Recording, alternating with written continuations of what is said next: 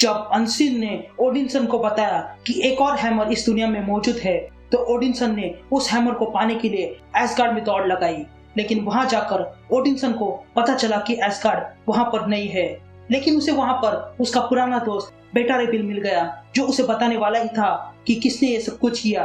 कि तभी कलेक्टर अपनी आर्मी के साथ उन दोनों पर अटैक करता है। लेकिन जैसे तैसे वे लोग वहां से बाहर निकलते हैं और वे लोग अब कलेक्टर पर अटैक करेंगे। लेकिन वहां पर उनका सामना कलेक्टर के साथ साथ थैनोस के 2 मेंबर से भी होता है, जो भी वहां पर उस हैमर के लिए आए थे। पर उनमें से कोई भी उस हैमर को उठा नहीं सकता था और अब ओडिनसन की बारी थी।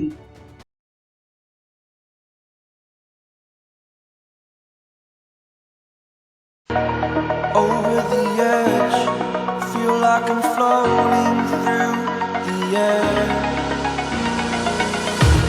The pain I felt is paid for, all is said and done. Oh, I am restricted, fixed upon the web. I need to kick the habit that my mind is breathing in. Break out, I've got to see. Spent all my life holding all of it closely. I played it innocent, a feel of discontent. I'm finally facing it all, fearless.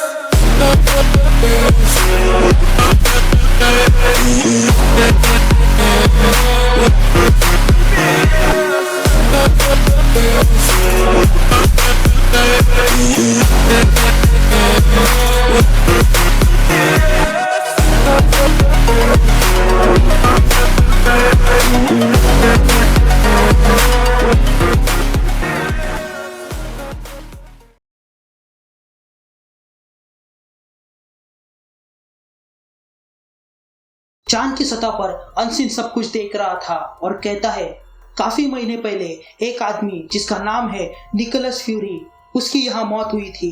लेकिन उसकी राख से कुछ और जन्मा और वो था अनसिन, एक ऐसी शख्सियत जो आज यहाँ पर है और सब कुछ देख सकता है।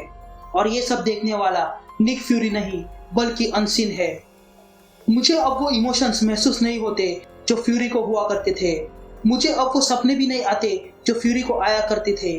और इस बात का मुझे जरा सा भी अफसोस नहीं है, सिवाय एक बात की, और वो बात मैंने कभी भी कहनी नहीं चाहिए थी। मेरे उन शब्दों के कारण एक महान गॉड आज अनवर्दी हो गया है, लेकिन मैंने सच ही कहा था। पर अब वक्त आ गया है ओडिन पुत्र, तुम्हारा दर्द से बाहर आना और खुद को साबित करना।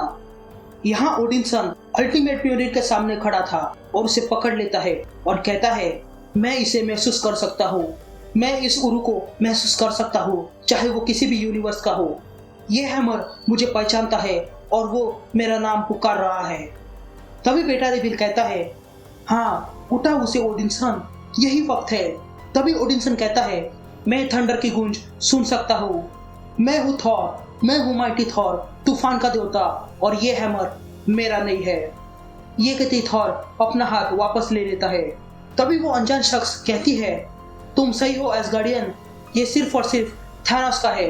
तभी ओडिनसन पीछे मुड़ता है और उस शख्स से कहता है, हाँ ये हैमर मेरा नहीं है, लेकिन ये थॉर का हैमर है।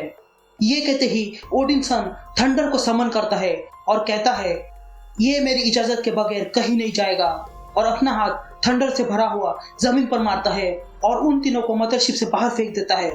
तभी कलेक्टर वहां आ जाता है और ओडिनसन से कहता है, तुम सही हो, ये कहीं नहीं जाएगा, क्योंकि ये हैमर जब तक कि मैं इसे यहाँ से ना हटाऊं, और तुम ओडिनसन, तुम वापस मेरे कैद में जाओगे। तभी ओडिनसन कलेक्टर से कहता है, अब की बार कोई कैद में नहीं रहेगा। तभी कलेक्टर देखता है कि थोरी ने कलेक्टर के कैद में रखे हुए सारे जानवरों को आजाद कर दिया है, और ये देखकर कलेक्टर थोरी पे गुस्सा हो जाता है और उसे सारे जानवरों को वापस कैद में रखने के लिए कहता है। लेकिन थोरी उसकी एक भी नहीं सुनता है।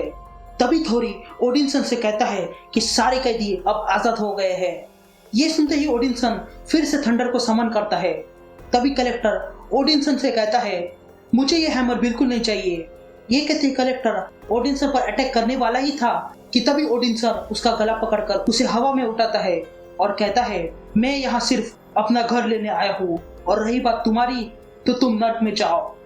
ये कहते ही ओडिनसन कलेक्टर को नीचे खाई में फेंक देता है।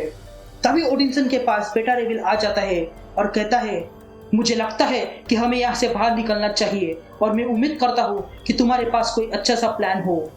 तभी ओडिनसन बिल से कहता है कि ये लोगों ने एस्गार्ड को चुराया था और अब हम इसे वापस ले जाएंगे।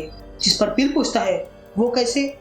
लेकिन तभी ओडिनसन एक ही पल में पूरे के पूरे एस्गार्ड को वापस वही टेलीपोर्ट करता है जहां से उसे लाया था। और ये देखकर कलेक्टर जोर जोर से चिल्लाने लगता है क्योंकि उसके पास से अब हैमर चला गया था। तभी एक गार्ड पीछे से आता है और कलेक्टर से कहता है कि एस्गार्ड तो चला गया और हैमर भी, और वे लोग कहाँ गए ये भी नहीं पता है। तभी कलेक्टर उस गार्ड से कहता है कि जाओ जाके कुछ ऐसा ले आओ जो अलग हो और खूबसूरत भी, ताकि मैं उसे मरता हुआ देख सकूं। तभी वो गार्ड कहता है कि उसके सारे जेल खाली हो चुके हैं और अब वो कलेक्टर का आखिरी सोल्जर बचा है। ये सुनते ही कलेक्टर उस सोल्जर पर अटैक करता है और उससे कहता है कि अब वो उसके सारे काम करेगा। यहाँ दूसरी तरफ ब्लैक क्वाड्रेंट पर थैनोस के सामने वो अनजान शख्स प्रॉक्सिमा मिडनाइट और ब्लैक स्वान आ जाते हैं। उन्हें वहां पर खाली हाथ देखकर थैनोस उनसे कहता है, तुम्हारी हिम्मत कैसे हुई खाली हाथ आने की? ये तुम लोगों ने ठीक नहीं किया। तुम लोगों को लग रहा होगा कि मैं अर्थ पर जेल में रहने के कारण अब बेरहम नहीं हूँ, तो ये तुम्हारी सबसे बड़ी गलती है। जिस पर ब्लैक स्वान थैनोस से कहती है कि वे लोग हैमर के बहुत ही करीब थे, लेकिन उस ओडिनसन ने हमें दूर फेंक दिया, लेकिन हम उसे वापस ढूंढ निकालेंगे। तभी थैनोस कहता है, मियोनिर तो सिर्फ मेरे लिए एक टोकन था, मैं तो इससे भी बड़े हथियार पाना चाहता हूँ। और रही बात ओडिनसन की, तो वो खुद भी उस हैमर के लिए वर्दी नहीं है, तो वो हैमर मेरे किस काम का है? लेकिन तुम इसकी कीमत चुकाओगी क्योंकि तुमने वादा किया था इसे लाने का। ये कहते ही थैनोस उस अनजान शख्स की ओर देखता है, लेकिन तभी वो शख्स वहां खड़े प्रॉक्सिमा मिडनाइट और ब्लैक स्वान पर अटैक करती है। ये देखकर प्रॉक्सिमा मिडनाइट उस पर पलटवार करने लगती है, लेकिन वो शख्स अगले ही पल उन दोनों को मार डालती है। ये सब कुछ देखने के बाद थैनोस उस शख्स से कहता है, क्या वो अब उस पर भी अटैक करने वाली है? जिस पर वो औरत चमकने लगती है और थैनोस से कहती है कि हैमर तो सिर्फ एक बहाना था, असल में तो सिर्फ वो थैनोस को अपने साथ रखना चाहती है। जिस पर थैनोस उस औरत से पूछता है कि तुम्हारा प्लान क्या है? जिस पर वो औरत कहती है, मैं हूँ हेला, निफलहेम की क्वीन, मिस्ट्रेस ऑफ डैम्ड, और मैं चाहती हूँ कि तुम मेरी मदद करो मेरा किंगडम लौटाने में, और बदले में मैं तुम्हें वो दूंगी जिसकी तुम वर्षों से राह देख रहे हो, एक ऐसी चीज जो हैमर या जेम्स से भी परे है, और वो है डेथ। ये कहते ही वो खुद को रिवील करती है और फिर वे दोनों एक दूसरे से किस करते हैं। यहाँ पुराने एस्गार्ड पर ओडिनसन और बेटा रेविल में बात चल रही थी। तभी बिल कहता है कि वो उम्मीद करता है कि सब कुछ ठीक हो जाएगा। जिस पर ओडिनसन कहता है कि अब सब कुछ कभी ठीक नहीं होगा। जिस पर बेटा रेविल ओडिनसन से पूछता है, क्या तुम कभी ट्राई नहीं करोगे उस हैमर को उठाने का? जिस पर ओडिनसन कहता है, नहीं, वो हैमर मेरा नहीं है।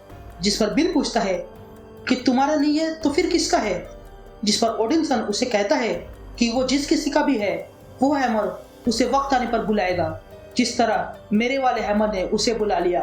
लेकिन तब तक मैं ये ध्यान रखूंगा कि ये हैमर किसी गलत हाथों में ना लग जाए। तभी बिल ओडिनसन से पूछता है, क्या तुम्हें वाकई लगता है कि तुम अनवर्दी हो गए हो?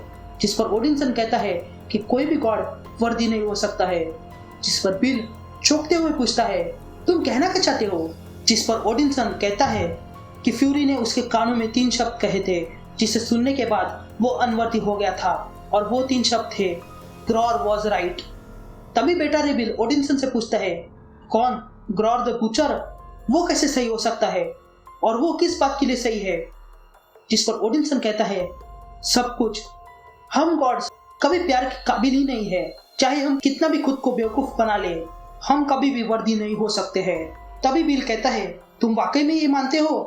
तुम हर दिन अपना खून, अपने आंसू, यहाँ तक कि अपनी आत्मा तक दाव पे लगाते हो ग्रॉर को गलत साबित करने में।